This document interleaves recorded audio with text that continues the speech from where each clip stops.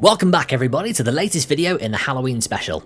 Now, since it's October, a staple in digital art on YouTube for the past couple of years has to be Benny Productions' annual Spooky Edit War.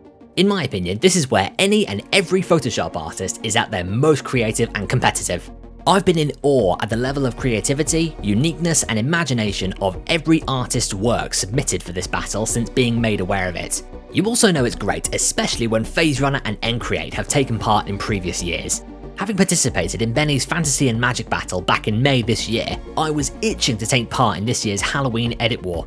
Many artists have already submitted their pieces as well as their videos, and I have to say that this year is going to be a real challenge to compete with, going by what I've seen so far. It's incredible, but that's where the fun is. With this year's theme of transformations, the images Benny provided set off a lot of creative ideas in my head. I tried my best in looking beyond what was in front of me, really pushing myself to see something that wasn't there. This image of Benny really stood out, and I began forming the idea of him transformed into a werewolf during the full moon.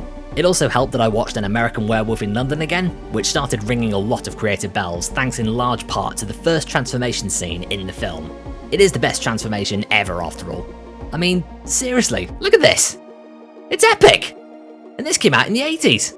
Anyway, from there, I even began thinking about Teen Wolf for that fun, comedic element, but also the Lycans from the Underworld franchise to maintain that horror style. This meant that a lot of additions needed to be made in order to make the image as epic as possible to meet Benny's standards.